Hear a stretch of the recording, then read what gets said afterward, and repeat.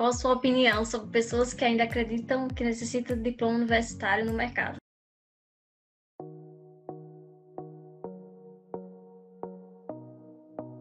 Quanto tempo levou para você perceber que já tinha o know-how ali no mercado? Essa é uma pergunta muito interessante, porque você nunca vai se sentir preparado. Isso eu posso te dizer. Até hoje tem hora que eu olho e falo, meu Deus do céu, agora eu fiquei para trás, sabe? Então eu entendo o seguinte, às vezes você precisa tomar atitude. Igual teve uma live que eu fiz para ensinar o pessoal a conseguir trabalho freelance. Falei, se você preenche metade dos requisitos, se candidata, né? E aí ensinei as técnicas lá e tudo mais, mas só o mercado vai te dizer quando você está preparado. O melhor termômetro que tem é você tentar ir para a vaga e ver se você entra ou não, né? Não minta, seja sincero, não tem problema não passar na entrevista. Você não vai passar em um monte de entrevista. Eu fui rejeitado em entrevistas no passado que depois a empresa veio querendo me oferecer o mundo para eu ir trabalhar, sabe? Não porque eu sou melhor ou pior, mas porque é a natureza da coisa. Você vai melhorando, você vai se esforçando. Então, só o mercado vai te dizer isso. E realmente, quando eu consegui meu primeiro trabalho, eu expliquei o cara como é que eu ia resolver. Fui muito claro, falei, ó, nessa ferramenta específica eu não tenho, eu tenho experiência no machine learning, mas nessa ferramenta eu não tenho, tá? Então, ainda assim, você quer, não, beleza, tudo certo, vamos lá. Então, aí a coisa vai, como diria, não sei que jogador de futebol, aí vai indo e né? Então... Só vai. A próxima pergunta é, Machine Learning ainda está só no começo? Ainda tem muita coisa para se desbravar? Acho que você falou no começo. Tá parecendo que todas as perguntas foram respondidas no começo. Na verdade, assim, o mercado, sim, definitivamente está no começo, tanto no Brasil quanto fora. Isso não é um fenômeno só do Brasil. E eu diria que o próprio campo, a gente está muito na infância do machine learning, sabe? Tem muita coisa que a gente nem faz ideia de como vai acontecer. Eu imagino daqui a 50, 100 anos, a coisa vai ser totalmente... Igual a gente olha há 100 anos lá, nossa, os caras conseguiram voar, nossa, rádio, entendeu? E é natural, tá bem no começo. Tem gente que fala, meu Deus, vai acabar o data science, vai acabar, não sei o quê. Meu amigo, desde que o cara tava lá na caverna e colocou na parede lá para contar como que eles iam dividir a carne, tinha dados que você tinha que controlar. Então isso vai ter sempre, sabe? Enquanto a gente não for extinto, vai ter. A próxima pergunta é, qual foi o seu maior desafio ao querer aprender por si só, se não tiver uma universidade que já te entrega o caminho? Qual foi o seu maior desafio? É o que eu falei, foi loucura. Eu ia para a faculdade por, sei lá, não tava afim de entrar numa faculdade, fazer faculdade. Tava cansado de estudar, a vida inteira, né? Não sabia como é que era uma vida sem estudar em algum momento. No fim, agora estudo mais do que antes. Mas eu não queria ir para... Eu queria fazer uma coisa por mim mesmo. E a área de computação, geralmente, ela foca mais em habilidade do que necessariamente o título, né? Aliás, eu ia até falar, mas é a última pergunta que a resposta que iria complementar isso. Mas o maior desafio que eu tive foi realmente, eu acho que é um desafio de mercado, é você provar, né? Até hoje, tem gente que me chama de charlatão, me chama de anta lá no Facebook e tudo mais, entendeu? Porque, enfim, é um caminho diferenciado, mas não importa. Para mim, o mercado é o que diz. Tem que ter, né? As pessoas vão falar mal. Isso sempre vai ter. Então, assim, é um medidor ali eu não recomendo. É um medidor para saber se está tendo sucesso. Eu não recomendo a pessoa fazer o mesmo caminho que eu, mas foi uma escolha muito, muito particular mesmo do meu momento de vida, de querer tentar fazer sozinho. Provavelmente, se não tivesse dado certo em machine learning, eu ia para outra área, desenvolvimento web, alguma coisa, mas eu ia fazer alguma loucura dessa. A próxima pergunta é, consigo oportunidade fora do país, ainda na graduação, como, por exemplo, intercâmbio e estágio? Se sim, saber informar por quais meios é possível. Extremamente difícil. Não é impossível. Agora, em termos desse negócio de pandemia, eu acho muito, muito difícil. Mas só tem um jeito de descobrir.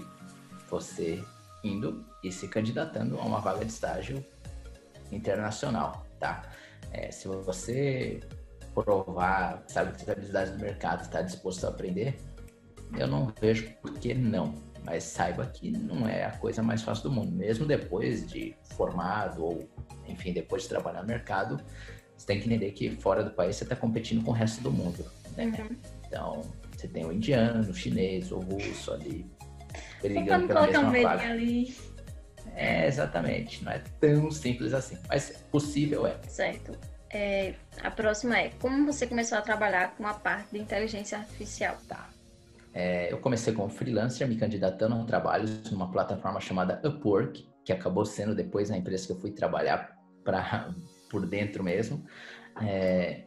E fui procurando todo tipo de trabalho, não só de inteligência artificial, mas assim, de coletar dados na internet, criar script em Python para coletar dados, fazer análise só, por exemplo, fazendo estatística básica em banco de dados e tal, até que um dia um cara resolveu me dar um trabalho de previsão de série temporal.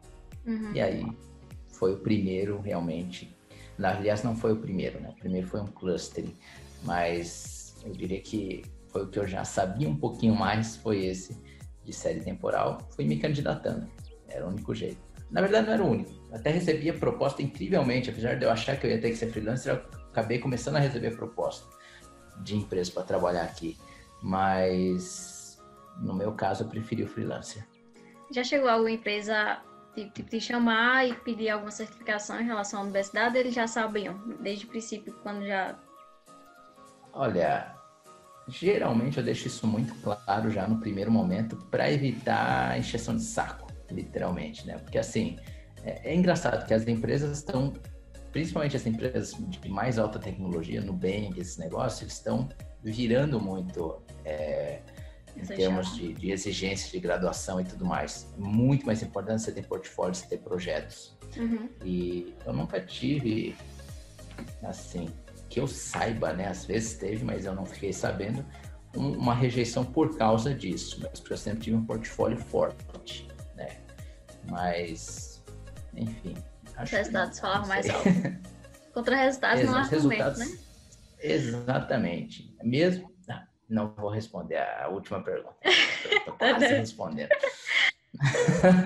Vamos lá, tá quase. Faltam umas 3 perguntas aqui. A próxima é: qual a diferença na sua visão entre estatística e data science? Eu diria que é o seguinte: é igual se você pegar arquitetura e matemática. O arquiteto, ele é matemática, mas não é um matemático. Um engenheiro, ele usa a matemática, mas ele não é um matemático. Então, o data science, ele vai usar a estatística, mas o problema é que o pessoal acha que, assim, todo estatístico é cientista de dados, todo cientista de dados tem que ser estatístico. Não é verdade, porque são métodos diferentes. O data science, ele é muito mais voltado para negócio, ele tem uma componente que não é tão rigorosa na matemática, é uma coisa muito mais voltada para negócio, muito mais voltada para previsão, em vez de necessariamente fazer estimativa da distribuição certa, cumprir as suposições que estão do modelo e tudo mais, né? Tem uma entrevista que eu fiz com uma menina que terminou o doutorado em estatística, tá lá no canal, e ela explica, eu até falei, você viu os dois lados, então explica para mim o que é a diferença entre esses dois, né? Até para quem tiver mais em dúvida, eu recomendo dar uma olhada lá, que acho que esclarece bem de alguém que realmente tem ali o doutorado em estatística e é cientista de dados.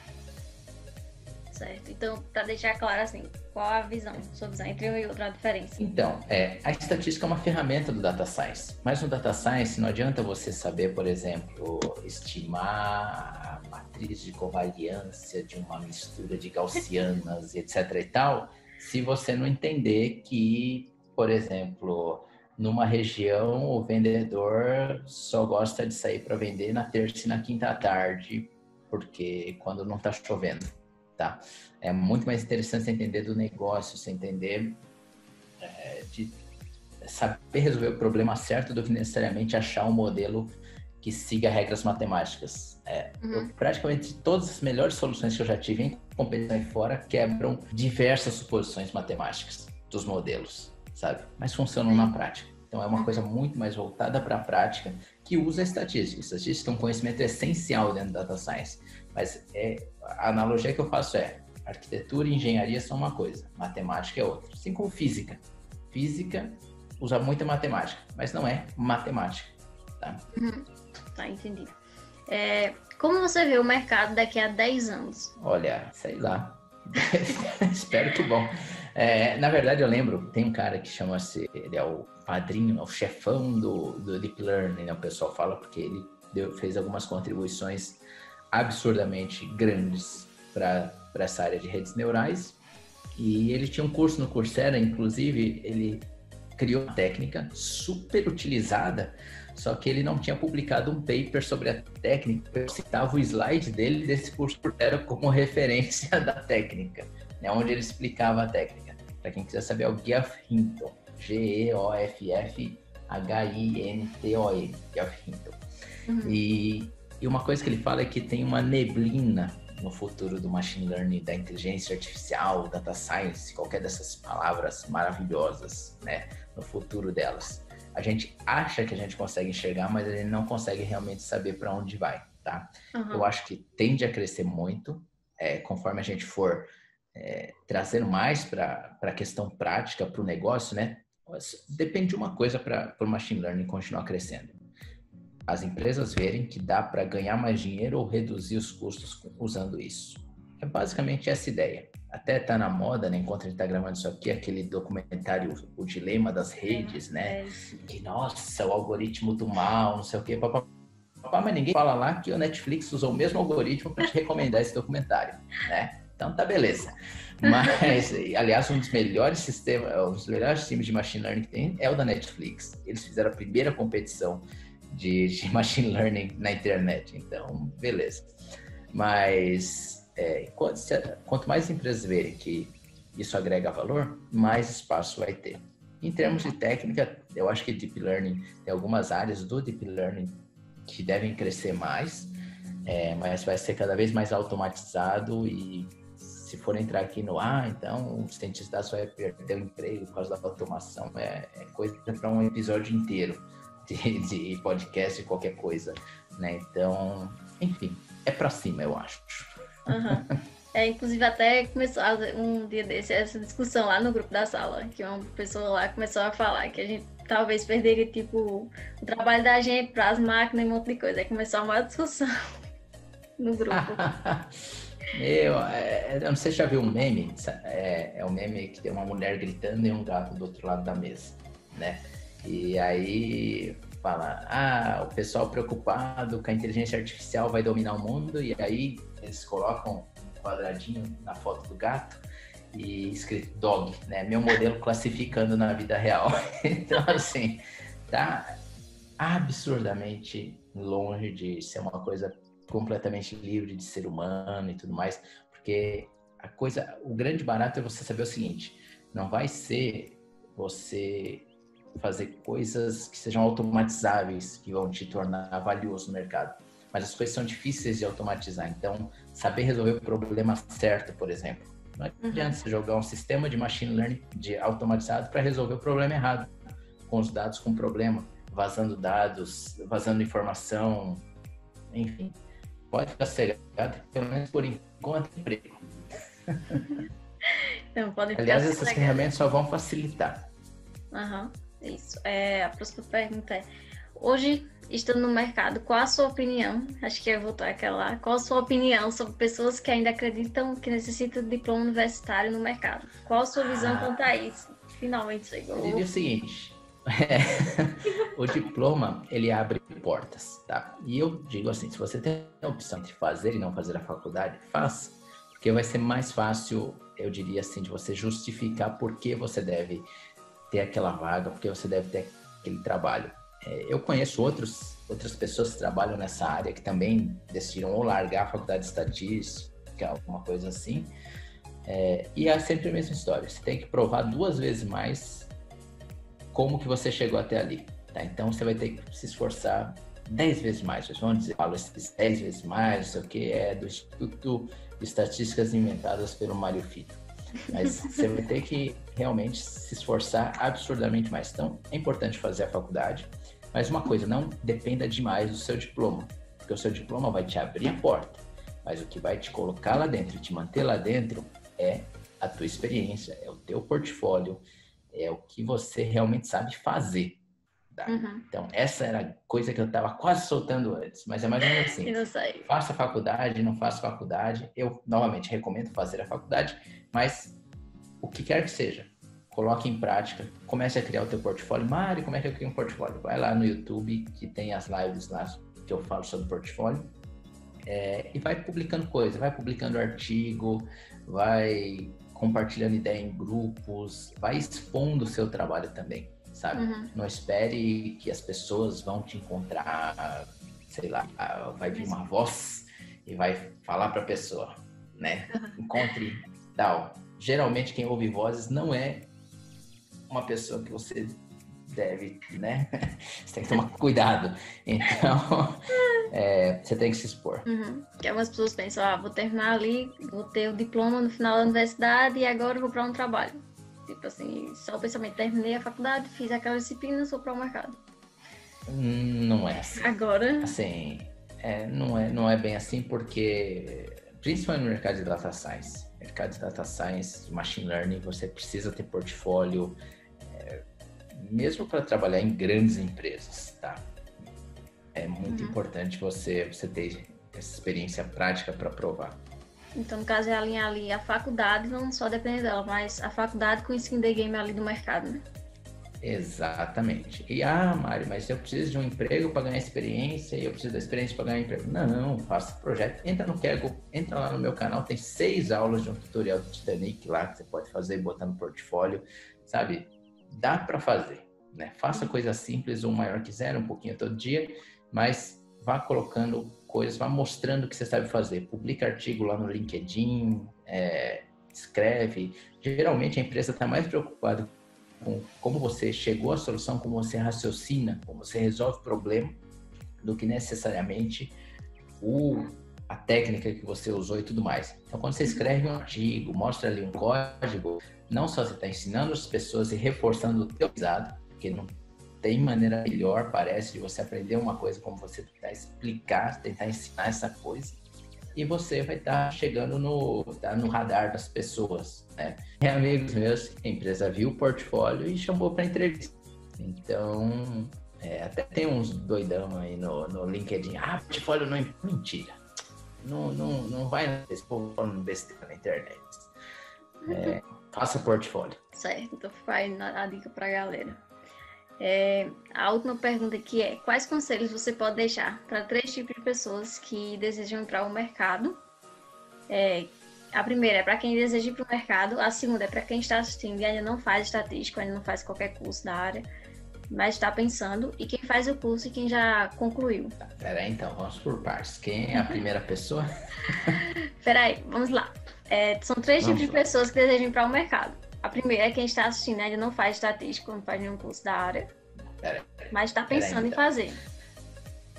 Tá, então, quem está pensando, se você já tem uma graduação, eu sinceramente iria para os cursos livres. Vai no Coursera, vai fazer curso, não precisa necessariamente fazer outra faculdade. Porque às vezes eu ouço as histórias de terror da faculdade, que faz uma pós em Data Science, bota qualquer coisa lá, só para dizer que tem, meu Deus do céu. Aí depois a pessoa sai de lá sem nada e paga. Então, se já tem a graduação e está pensando em fazer outra, eu recomendaria curso livre, tal, e focar em portfólio. Se tem nenhuma graduação, está aí no ensino médio, vida boa, né? Vai estar pensando em fazer estatística? Pode fazer estatística, pode fazer ciência da computação. É o que eu falei, faça o que for, foque em aprender a fazer, a demonstrar suas habilidades, a resolver problema usando programação, que seja, tá? Vamos para a segunda pessoa. A segunda pessoa é quem já faz o curso, ou seja, está ali, sei lá, no 5º período, está no começo, está por ali, está fazendo o curso na universidade. Comece a fazer seu portfólio. Coloque em prática, exponha o teu trabalho, sabe? Não tenha medo de errar. Sempre vai ter um muito doido que vai aparecer lá e falar: nossa, que porcaria que você fez. Esquece essa pessoa. Acontece. E então, eu acho que a melhor coisa que eu posso falar é isso. Comece a colocar as habilidades em prática e não fique muito. Na faculdade, legal. Aprenda todas as suposições dos modelos, a distribuição, que tem que ser normal, não sei o quê, blá, blá, blá, blá, blá. Mas na prática é diferente. Não se prenda muito a essas suposições, porque na prática, às vezes o modelo faz um negócio e você fala, não deveria acontecer isso, mas está acontecendo, que bom, é melhor do que eu pensava. E o último é, quem já concluiu? Quem já concluiu? Também, assim, o portfólio vale para todo mundo, sabe? Você vai ter um filho e aí você quer que ele seja cientista de dados? Dá lá um portfólio para ele começar a fazer com 1 ano de idade. Basicamente essa é a ideia, tá? Mas para quem já terminou também, ou vai procurar cursos livres especializados em machine learning, livros também, tem gente que gosta mais de aprender com livro, e foca em habilidade prática, em demonstrar que você sabe resolver problemas usando machine learning. Data science, né, em geral. Enfim, estamos chegando aqui ao final da entrevista. As pessoas podem te encontrar, no caso, eu vou deixar o teu site e o canal do YouTube. Tem mais alguns que você deixa? Tem a capivara toda, como eu disse. Não sei se aí também tem essa expressão, puxar capivara. Não que eu saiba. Puxar capivara é assim, quando você... Olha as ideias, né? Mas eu fiz estágio em alguma delegacia tal, na época que eu dava no direito, então quando você vai puxar a ficha criminal do rapaz, você puxa a capivara dele, eu não sei o que é capivara. Mas então, assim, tudo que eu já fiz tá lá no meu site, né? Tem link para canal e tudo mais. Então, certo. É o melhor lugar para o pessoal me encontrar. Todos os links vão ficar aí na descrição. Essa entrevista ela é transcrita para PDF, ou seja, também vai ficar no PDF. Enfim, agradeço pelo tempo, Mário, a disponibilidade para clarear a mente aí de todas as pessoas que assistiram até aqui. E realmente foi algo muito produtivo e acredito que vai solucionar muito a vida de muitas pessoas. Legal. Eu agradeço pelo convite, né? Eu gosto bastante eu realmente tenho eu comecei tudo isso para tentar fortalecer esse mercado aqui no Brasil. Eu acho que ter pessoas capacitadas em machine learning e inteligência artificial vai ser uma vantagem muito grande economicamente. A China já se ligou nisso e eu acho que é uma coisa que a gente precisa fazer aqui no Brasil. Eu lembro que eu me inspirei no grupo de Data Science da Nigéria. Eles têm um plano de formar 1 milhão de profissionais de dados em 10 anos. Eu não sei se dá para fazer igual no Brasil, né? Não tenho nenhum plano desse. Mas eu acho que se a gente tiver... mas se a gente... Assim, quero saber qual é a meta. Você é competitivo, quero saber qual é a meta. A minha meta é conseguir fazer conteúdo sem ficar enrolando. Tá fugindo da meta. Se você não põe meta, não tem como falhar. Mas assim, eu acho legal esse tipo de iniciativa, igual você tem o grupo aí, de trazer mais gente, esclarecer mais gente e, se precisar, aí, manda uma mensagem lá e vamos botar esse negócio para crescer no Brasil, machine learning feito certo, né? E gente muito bem capacitada, porque talento existe muito no Brasil. Precisa mesmo de recursos para o pessoal aprender. Certo, enfim, só isso. Tchau. Tchau. Abraço.